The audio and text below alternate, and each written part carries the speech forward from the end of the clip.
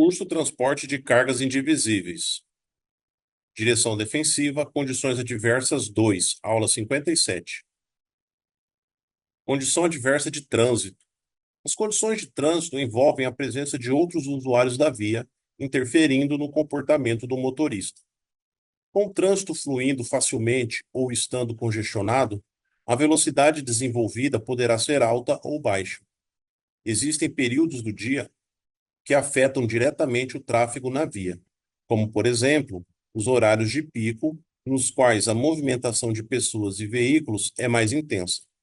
Estas condições adversas de trânsito podem ser vistas nas vias urbanas e rurais. Nas cidades, vias urbanas. Nas cidades, o trânsito é mais intenso e mais lento, havendo maior número de veículos. Porém, existe uma sinalização específica para o controle do tráfego com segurança. O número de veículos tende a ser maior em determinados locais, área central, área escolar, órgãos públicos, paradas de ônibus e também em determinados horários, início e fim do expediente de trabalho e escola. Vale lembrar que os veículos de transporte de cargas indivisíveis e cargas superdimensionadas, devido às suas dimensões, são proibidos de circularem nas áreas urbanas. Porém, muitos desses veículos são obrigados a circular em vias de trânsito rápido ou em rodovias dentro de perímetros urbanos, momento que enfrentarão congestionamentos urbanos. Nas rodovias e estradas, vias rurais. Nas rodovias estaduais e federais, os níveis de velocidade são maiores, porém o número de veículos geralmente é menor, o que predispõe o motorista a exceder a velocidade permitida e cometer infrações de trânsito, aumentando também o risco de sinistros. No caso de veículos que transportam cargas indivisíveis e superdimensionadas, a condição adversa de trânsito é observada sob o prisma dos outros usuários, uma vez que o deslocamento desses veículos é mais lento, gerando congestionamento e condutas de ultrapassagens perigosas. Observação: no caso do transporte de carga indivisível, a condição adversa de trânsito deve ser anulada devido ao trabalho de roteirização. Já falamos sobre esse assunto no módulo de legislação de trânsito, mas vale relembrar que roteirização é o estudo preliminar da viabilidade do transporte a partir do mapeamento das diversas rotas possíveis e do levantamento das condições, limitações físicas e operacionais dos órgãos responsáveis, da legislação e dos requisitos para trânsito de cargas excedentes em cada uma delas. A roteirização é obrigatória por lei específica no caso de transporte de carga indivisível. O que fazer? Realizar a roteirização correta para não ser surpreendido por essa condição adversa. Condição adversa de veículo. Economizar na manutenção do veículo é o barato que muitas vezes pode sair caro. Haja vista que boa parte dos sinistros de trânsito é provocada por mau funcionamento dos itens veiculares.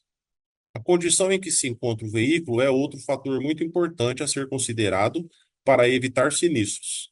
Antes de assumir a direção, todo motorista defensivo, sendo proprietário ou não, deve verificar a manutenção do carro e verificar se o mesmo se encontra em condições de circulação. Essa verificação é chamada de inspeção periódica. O que observar na inspeção periódica? Pneus gastos ou mal calibrados, freios desregulados, lâmpadas queimadas e faróis desregulados, limpador de para-brisa com defeito, falta de buzina, espelhos retrovisores inoperantes ou ausentes, cinto de segurança defeituoso ou ausente, suspensão desalinhada, amortecedores em mau estado, folga no sistema de direção, rodas desbalanceadas, combustível insuficiente e existência de vazamentos. Condição adversa de condutor. A condição adversa do condutor é a mais perigosa, mas é também a mais fácil de ser evitada, pois trata-se do estado em que o condutor se encontra física e mentalmente. Várias são as situações envolvendo o estado físico e mental do condutor: doenças físicas, problemas emocionais. Elas podem ser momentâneas ou definitivas, problemas físicos corrigidos e adaptados ao uso do veículo. Condições do condutor. Os principais fatores que devem ser observados são deficiência visual, motora e auditiva, uso de álcool, drogas ou medicamentos que alteram a percepção, cansaço, sono e fadiga, estados psicológicos alterados e fatores comportamentais de risco, pressa, distração, agressividade, irritação. Estresse. Estados psicológicos e emocionais. Estados psicológicos e emocionais alterados podem afetar a capacidade de dirigir com segurança e, dependendo do grau de manifestação dessas alterações, os profissionais poderão ser impedidos de dirigir. Além disso, o ser humano interfere artificialmente nessas condições ao utilizar substâncias químicas que alteram o funcionamento do cérebro. O que fazer? O condutor, ao assumir a direção, precisa estar ciente das suas condições físicas e mentais. Assim, alguns cuidados devem ser redobrados. Só dirigir se estiver realmente descansado, confortável e bem disposto. Ficar atento aos períodos em que há baixa do nível de energia, como após refeições e durante a madrugada. Em trajetos longos, planejar paradas e revezamentos para não chegar ao limite. Se estiver com algum problema de saúde, procure um médico. Não vá trabalhar. Condição adversa de carga. No transporte de cargas, o material carregado, se transportado de forma irregular, pode se transformar em uma condição adversa, comprometendo diretamente a segurança. O cuidado com a segurança do material transportado se multiplica quando se trata de carga indivisível. São tantos os cuidados e as consequências do mau acondicionamento que existem normas e diretrizes publicadas em relação aos cuidados e obrigações no manuseio e transporte desse material. Para cada tipo de carga específica, existe uma normativa que estudaremos mais à frente. O que fazer? Obedecer às normativas, regulamentos e legislações no manuseio e transporte das cargas. No momento que desobedeço às normas relativas ao manuseio e transporte dessas cargas, os mesmos já se tornam condições adversas à minha condução.